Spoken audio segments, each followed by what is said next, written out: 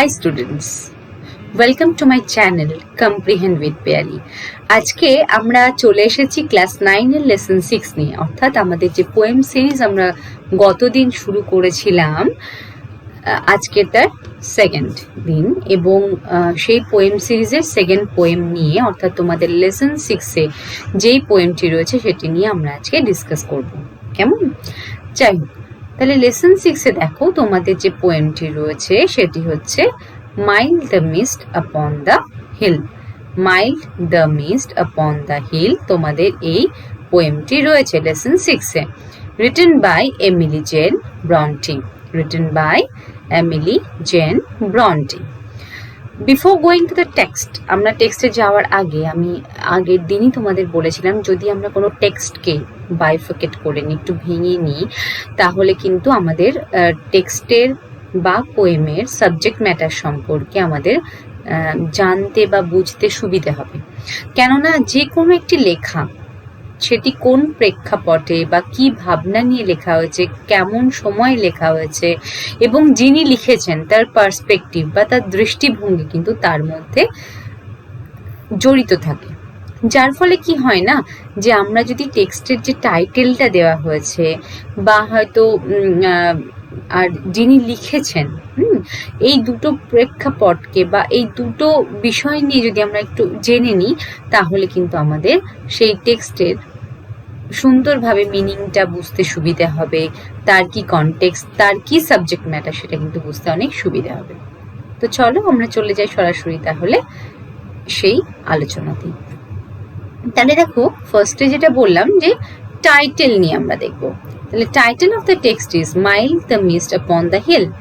এই টাইটেলটা যখনই আমরা দেখব তখনই আমাদের মনে হবে একটা মিস্ট মানে হচ্ছে কুয়াশা, কুয়াশার কথা, একটা মৃদু কুয়াশা যেটি হিলের ওপরে।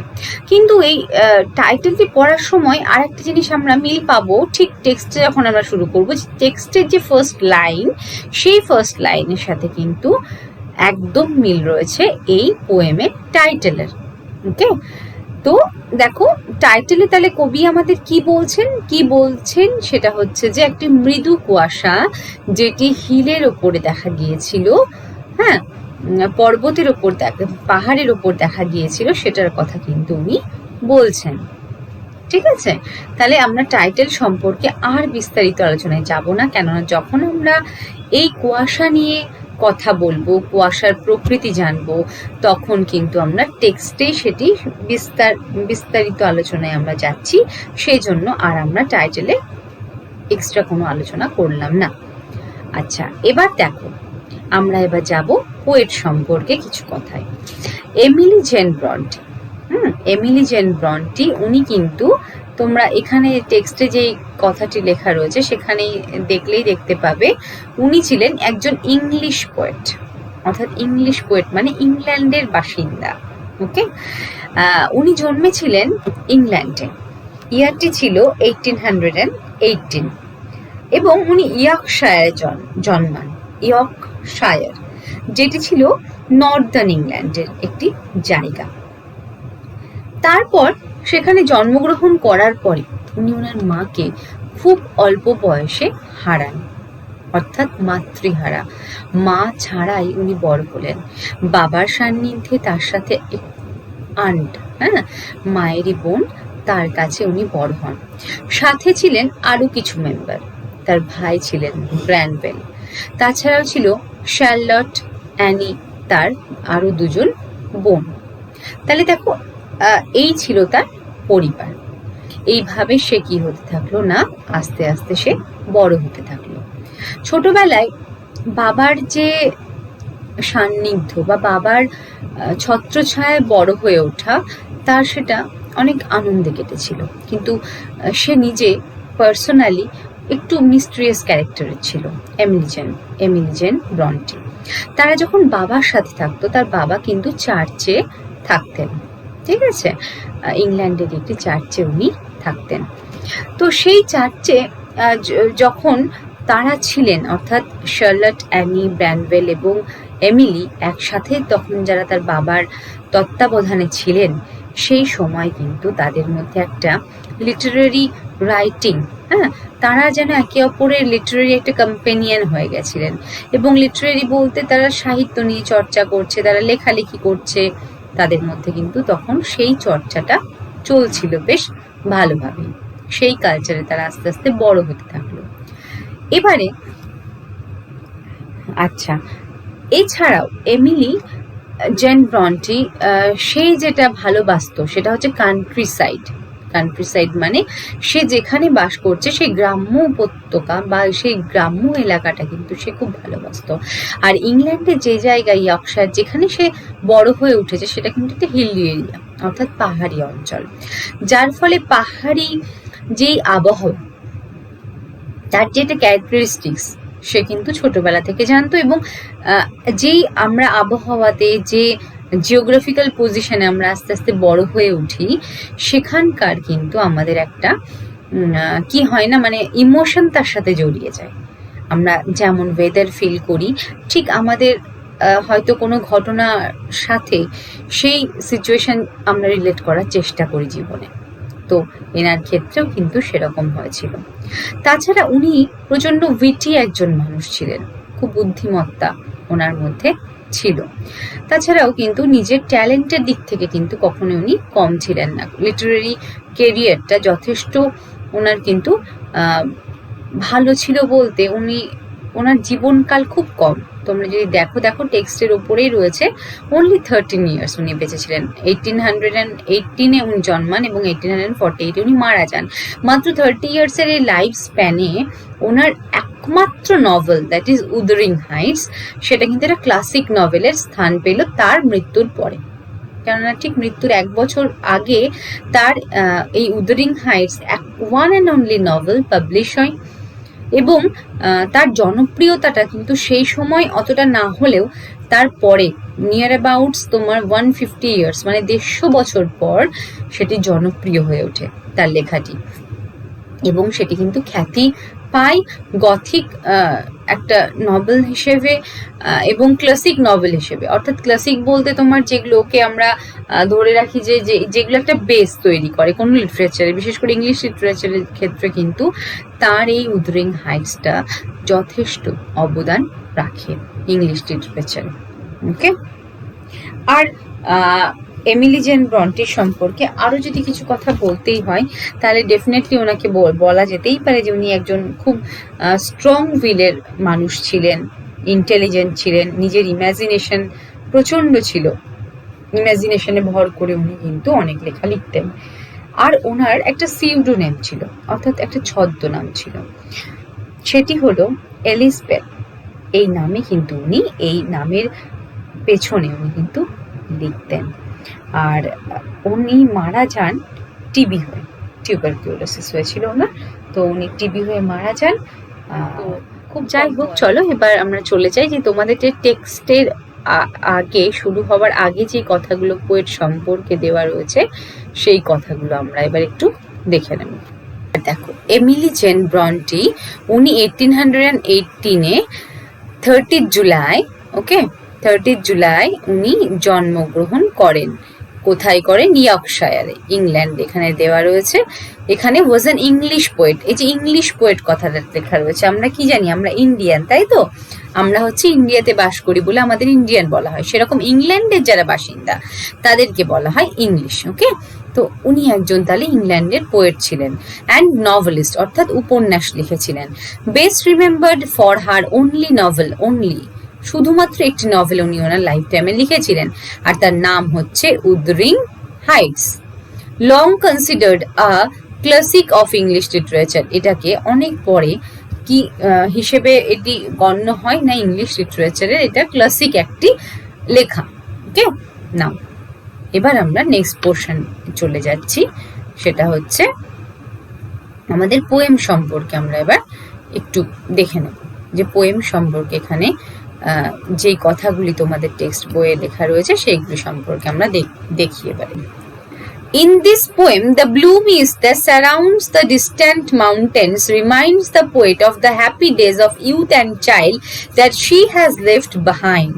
অর্থাৎ এই পোয়েমে ব্লু মিস্ট, আমি বললাম যে দেখো আমরা টাইটেলে এখানে মিস্ট কথাটি পড়ছি, অর্থাৎ কুয়াশা কথাটি পড়ছি, তো সেই কুয়াশার আমরা অধিক যে বর্ণনা সেটা আমরা কিন্তু আস্তে আস্তে আমাদের টেক্সটে বা পোয়েমে পেয়ে যাব। তো বলছে যে এই পোয়েমের মধ্যে যে ব্লু বা নীলাভ যেই কুয়াশার কথা বলা রয়েছে, যেটি সারাউন্ড করছে অর্থাৎ চারিদিক থেকে ঘিরে নিচ্ছে দ্য ডিস্ট্যান্ট মাউন্টস, অর্থাৎ দূরে থাকা যেই পাহাড় পর্বত রয়েছে, সেটিকে, সেই পর্বতকে যেটা ঘিরে রেখেছে, যার চারপাশ দিয়ে দেখা যাচ্ছে কুয়াশা, সেটি পোয়েটকে অর্থাৎ কবিকে কি মনে করাচ্ছেন না, তার আনন্দের দিনের কথা মনে করাচ্ছেন। কোন আনন্দের দিন? ইউথের, অর্থাৎ তার ছেলেবেলার দিন, চাইল্ডহুড, তার ছেলেবেলার দিনগুলো। ইউথ হচ্ছে কম বয়স যখন থাকে, সেটা হচ্ছে তাদের ইউথ বলা হয়, যৌবনকাল। আর চাইল্ডহুড বলতে সেই ছেলেবেলার কথাটাই বলা হচ্ছে। That she has left behind, যেটি সে ফেলে এসেছে। As she describes the landscape, she shifts from the present moment to the past and then to the present again. তো দেখো এখানে she, এই যে তোমরা এই প্রোনাউনটা পেলে, তার মানে বোঝাই যাচ্ছে আমাদের এই এমিলি জেন ব্রন্টে কিন্তু উনি হচ্ছেন কি না, উনি একজন ফিমেল রাইটার, উনি একজন ফিমেল রাইটার। তো ইনি কি করেছিলেন না, ইনি হচ্ছেন যখন ডেসক্রাইব করছেন এই কবিতাটি লেখার মাধ্যমে ল্যান্ডস্কেপ, অর্থাৎ সেই তার থাকার যে জায়গাটা, সেখানটা সম্পর্কে উনি এত সুন্দরভাবে বর্ণনা দিচ্ছেন যে উনি কিন্তু প্রেজেন্ট মোমেন্ট বা তার এখন যে পরিস্থিতি, যে অবস্থাতে উনি রয়েছেন, সেখান থেকে উনি পাড়ি দিয়ে চলে গেলেন কোথায় না, পাস্টে, অতীতকালে। আবার উনি ফিরেও এলেন সে অতীত থেকে, অতীতে সে সুন্দর সুন্দর দিনের সমস্ত বর্ণনা উনি দিলেন, দিয়ে আবার উনি ফিরে চলে এলেন কোথায়, প্রেজেন্টে, অর্থাৎ আবার বর্তমানকালে উনি ফিরে চলে এলেন। তাহলে এবার চলো আমরা চলে যাই আমাদের লাইন বাই লাইন ইন্টারপ্রিটেশনে। Now the first stanza of the poem. Mild the mist upon the hill. তাহলে দেখো ফার্স্ট লাইনটা পড়লেই আমরা বুঝতে পারবো যে আমরা এখানে আমাদের টাইটেলটাকে আবার পেয়ে গেছি। এখানে কি বলছে? Mild the mist upon the hill, একটি মৃদু কুয়াশা। সেটি কি আছে, কোথায় রয়েছে না, পাহাড়ের উপরে সেটিকে দেখা যাচ্ছে। মৃদু একটি কুয়াশা, যার ঘনত্ব কিন্তু একটু কম, হালকা কুয়াশা, ঠিক আছে। Telling not of storms tomorrow, আমরা কি জানি, যদি ধরো কখনো গরমকাল আমরা যখন কাটাই, তখন কি হয়, সারাদিন যদি গুমোটাটা থাকে, গরম থাকে, তাহলে কিন্তু আমরা বুঝতে পারি যে একটা যেন কেমন ভারী কি সারাটা দিন হয়ে আসে, তাই তো। তারপর আমরা বুঝতে পারি যে যদি আবহাওয়াটা ঘন লাগে, তাহলে আমাদের কি মনে হয় যে হয়তো ঝড় হবে, হ্যাঁ, হয়তো এবার বৃষ্টি নামবে। তো সেটাই বলছে, কিন্তু আজকের এই মৃদু কুয়াশা যেটি দেখা যাচ্ছে পাহাড় পর্বতের উপরে, সেটি কিন্তু কালকের কোনো স্টর্মের সম্ভাবনা কথা বলছে না, অর্থাৎ সেই গুমোট ব্যাপারটা নেই যে না এবার হয়তো কোনো বড় করে ঝড় উঠবে কালকে, সেই রকম বার্তা কিন্তু সেই কুয়াশা বহন করছে না। আর পাহাড়ি অঞ্চলে কিন্তু কুয়াশাটা একটা ন্যাচারাল জিনিস, বিশেষ করে ইংল্যান্ডের যদি আমরা জিওগ্রাফিক্যাল সিচুয়েশন ইংল্যান্ডের যেমন, বা ইংল্যান্ডে তোমার যেরকম একটা আবহাওয়া থাকে, তাতে কি হয় না, এই যে পাহাড়ের ওপর যখন কুয়াশাটা আরো ঘন হতে থাকে, ভারী হতে থাকে, তারপর কিন্তু বৃষ্টি পড়ে। আর কুয়াশা হচ্ছে কি জিনিস কি জানি আমরা, তোমরা সায়েন্সে তো পড়েইছো ভালোভাবে, হ্যাঁ, যে জলকণা যেটা আরো ঘনীভূত হয়ে যায়। এবার দেখো ঘনীভূত হতে হতে ডেন্স, যেটা তোমার ফগ বলা হয়, অর্থাৎ যদি ঘন কুয়াশা থাকে, প্রচন্ড ঘন থাকে, তাহলে কিন্তু মানে একটু গুমোটা তার চারপাশে কিন্তু থাকে। আর যদি সেটা মৃদু হয়, তাহলে কিন্তু সেই রকম ভাবে কোনো ঝড়ের সম্ভাবনা বা বৃষ্টির সম্ভাবনা কিন্তু হয় না। তো সেটাই, যেহেতু এখানে মৃদু কুয়াশার কথা বলা হচ্ছে, সেই জন্য এটাই বলা হচ্ছে যে সেই মৃদু কুয়াশা কিন্তু কোনো ঝড়ের আগামী সম্ভাবনা বা আগামী কোনো আগাম বার্তা নিয়ে আসছে না। No, the day has wept its fill. তো বলছে পূর্ণ করে, অর্থাৎ মনের সুখে দিনটি কেঁদে নিয়েছে। তাহলে দিন কখনো কি কাঁদতে পারে? মানুষ কাঁদতে পারে। তাহলে এখানে দেখো ডে কে কিন্তু পার্সনিফাই করা হয়েছে। তাহলে পার্সনিফাইটা কি? পার্সনিফাই হচ্ছে মানুষের রূপ যখন দেওয়া হয় কোনো কোনো অবজেক্টকে বা এরকম দিনকে, যখন কোনো আমরা মানুষের অ্যাট্রিবিউশন দিই, অর্থাৎ মানুষ যেগুলো যেগুলো করে সেই ক্যারেক্টারিস্টিক্সগুলো যদি আমরা কোনো অবজেক্টকে দিয়ে থাকি বা এরকম দিনকে দিয়ে থাকি, কোনো মোমেন্টকে দিয়ে থাকি, তাহলে সেটা বলা হয় পার্সনিফাই করা। তো এখানে দিনটিকে বলা হচ্ছে কি না, দিনটি মনের সুখে মনের মতো করে পূর্ণ হয়ে কেঁদে নিয়েছে, অর্থাৎ আমরা বুঝতেই পারছি যে বৃষ্টি হয়েছে, একদম পূর্ণভাবে প্রকৃতি বা দিনটি কেঁদে নিয়েছে সেদিন। Spent it store of silent সরো, অর্থাৎ স্টোর বলতে এখানে ভান্ডারের কথা বলা হচ্ছে। তাহলে সে কি কাটিয়ে নিয়েছে না, সাইলেন্ট সরোর যে ভান্ডারটা ছিল সেটা বুঝি সে বার করে দিয়ে, মনের থেকে বার করে দিয়ে সে মনের সুখে কেঁদে নিয়েছে। এখানে দেখো সাইলেন্ট যে সরো কথাটা লেখা রয়েছে, এর সাথে আমি একটু রিলেট করব কবির একটা মানসিকতা। সেটা হচ্ছে ওনার কিন্তু এক সময় আর্লি চাইল্ডহুডে হয়তো মনে একটা চাপা দুঃখ কষ্ট ছিল, যেটা হয়তো মানে ওনার ভেতরে রয়েছে, এখনো রয়েছে হয়তো কিছু দুঃখ কষ্ট। এবং ওনার আর্লি লাইফেও উনি যখন এক এক করে ফ্যামিলি মেম্বারদের হারান, ওনার মাকে হারান, ওনার আরো বোনদের হারান, তখন কিন্তু একটা দুঃখের সময় ওনার কিন্তু কেটেছে। পাশাপাশি ওনার যে মনের অবস্থাটা, এখনো হয়তো সেই দুঃখগুলো, সেই ক্ষতগুলো হয়তো ওনার পূরণ হয়নি, যার ফলে সেই একটা কি বলবো, মানে একটা সাইলেন্ট নিস্তব্ধ যেই কষ্ট, যেই দুঃখ, সে তার মনের মধ্যে হয়তো কোথাও একটা স্টোর করে রেখেছেন, অর্থাৎ কোথাও একটা যেন জমাট বেঁধে রেখেছেন। আর সেইটা যখন হয়তো উনি কেঁদে ফেলেন, হ্যাঁ, নিজের হয়তো নিজের মনে মনেই বা নিজের জানতেই বা নিজে হয়তো কোনো একটা কোনায় বসে, তখন উনি অনেকটা হালকা হন। ঠিক যেমন দিনটি কেঁদে নিয়েছে এবং সে হালকা হয়ে গেছে, সেই জন্য পরের দিনের ঝড়ের কথা আর দিনটি বহন করে আনছে না কুয়াশার মাধ্যমে। বোঝা গেছে আশা করি এই স্ট্যান্ডাটা। তাহলে আমাদের ফার্স্ট স্ট্যান্ডা এখানেই শেষ হলো। এবার আমরা চলে যাই, চলো সেকেন্ড স্ট্যান্ডাতে।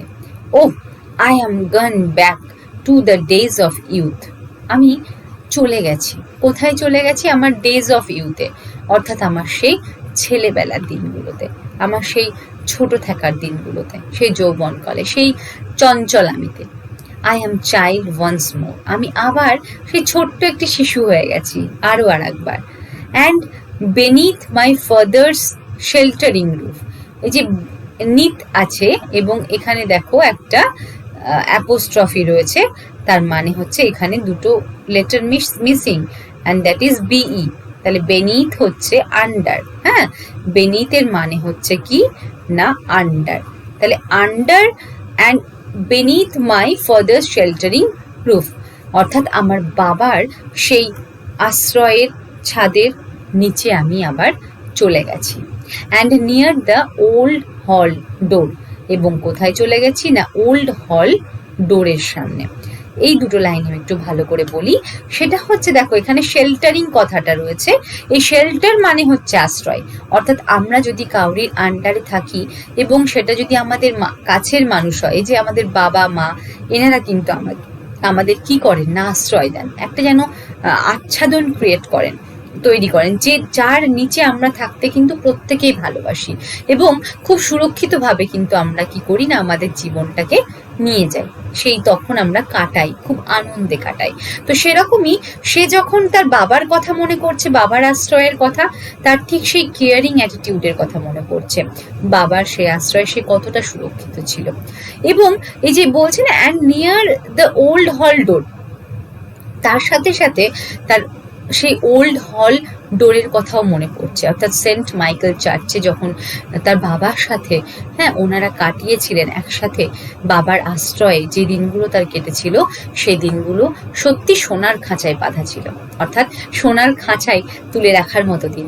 আমাদের প্রত্যেকের কিন্তু চাইল্ডহুড ডেজ, প্রত্যেকের কিন্তু সে ছেলেবেলা কাটে বাবা মার তত্ত্বাবধানে খুব আনন্দে, আমরা খুব মুখরিত হয়ে কিন্তু আমাদের এই জীবনটাকে কাটাই, আমাদের ছেলেবেলাকে কাটাই।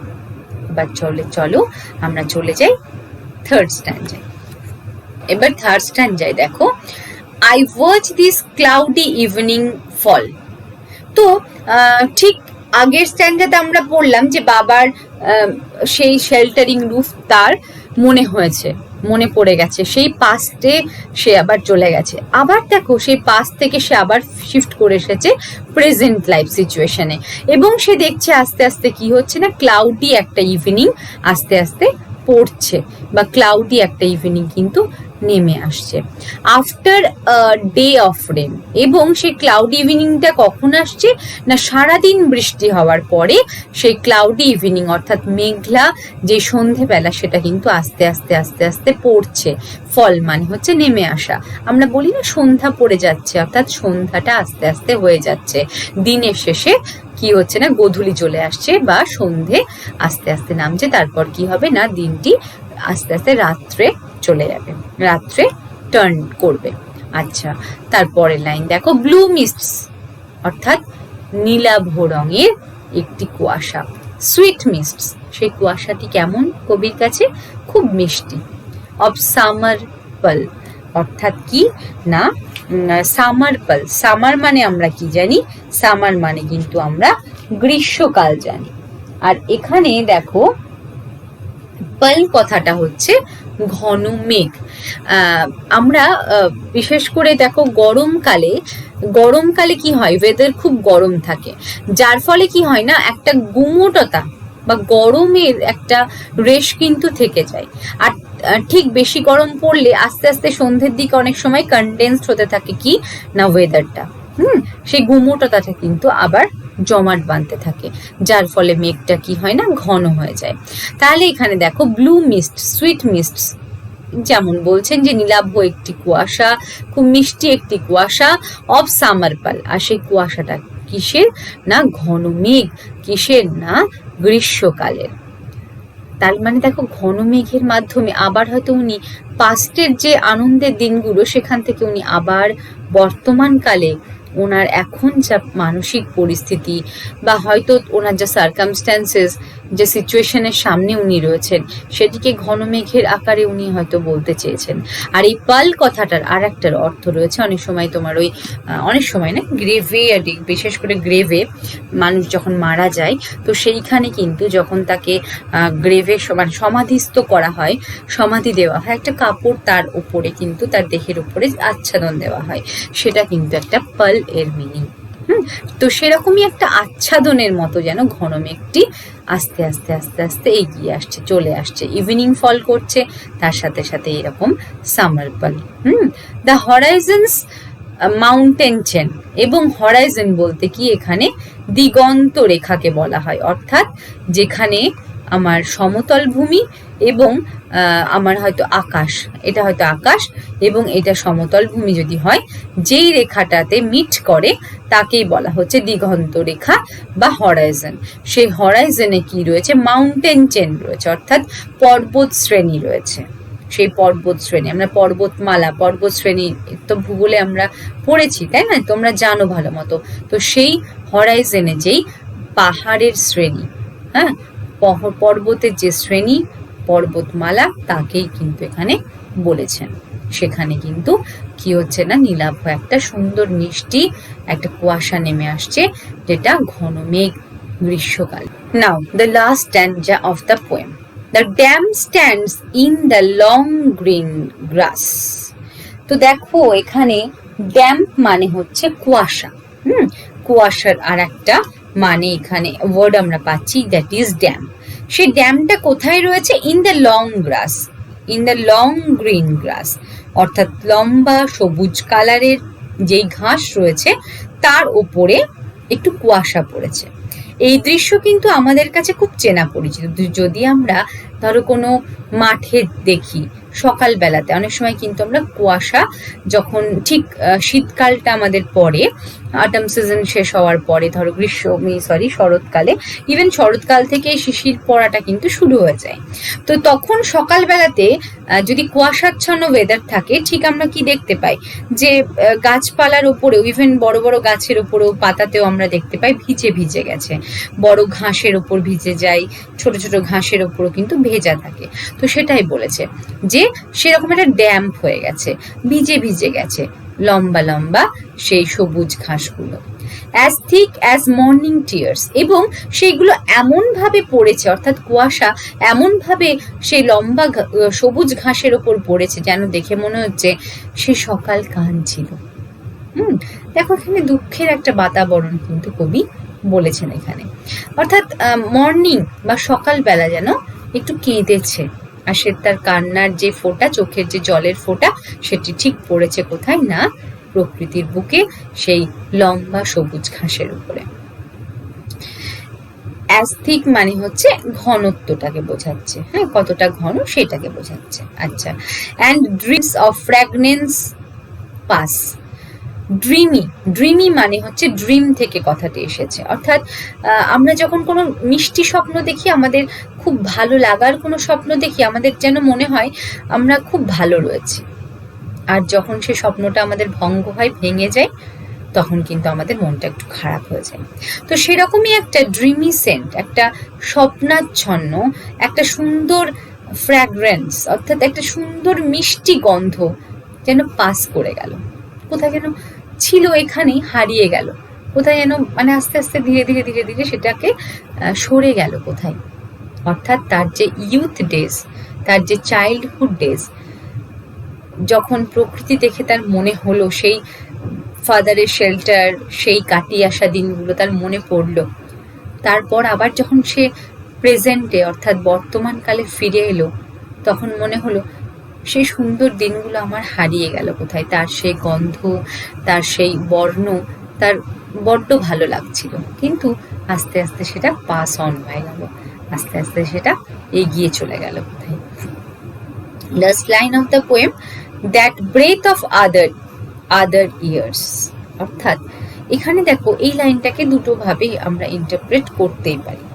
সেটা হচ্ছে, হয় তার যে পাস্ট ডেজ বা ইউথ ডেজ, চাইল্ডহুড ডেজ রয়েছে, সেটা হয়তো সে তার ব্রিদিং হিসেবে এখনকার যে আদার্স ইয়ার্স, অর্থাৎ যে বছর বা জীবনগুলো সে এখন কাটাচ্ছে, সেটার জন্য হয়তো সেগুলো তার শ্বাস নিঃশ্বাস, তাই মানে প্রশ্বাস হিসেবে তার কাজে দেয়, বা তার ব্রিদিং এ সাহায্য করে, অক্সিজেন সেটা তার। কেননা আমরা না কিছু কিছু ভালো মুহূর্ত আমাদের জীবনের কখনো ভুলতে পারি না, বিশেষ করে আমাদের ছেলেবেলার মুহূর্ত, সেগুলো যেন আমাদের এখনকার যে কোনো জীবনের মানে প্রেজেন্ট সিচুয়েশনের কিছু কিছু ঘটনা বা কিছু কিছু মুহূর্ত যেন আমাদের অক্সিজেন দেয়, আমাদের বাঁচার একটা সুযোগ করে দেয়, আমাদের বাঁচার একটা তাগিদ যোগায়। তো এই অর্থেও কিন্তু এখানে বলা যেতেই পারে যে ওনার এখনকার যে বছরগুলো কাটছে, সে মানে গত হয়ে যাওয়া বছর বা কাটিয়ে আসা সেই বছরগুলি এখন তাকে অক্সিজেন যোগাচ্ছে। আবার এটাও বলা যায় যে উনি একটা দীর্ঘ নিঃশ্বাস ফেললেন, যে সেই বছরগুলো আমি কাটিয়ে এসেছি, সেই বছরগুলো আমার কাছে আর কখনোই ব্যাক করবে না। তো যাই হোক, দুটো ভাবে আমি লাস্ট লাইনটা তোমাদের ইন্টারপ্রেট করে বললাম।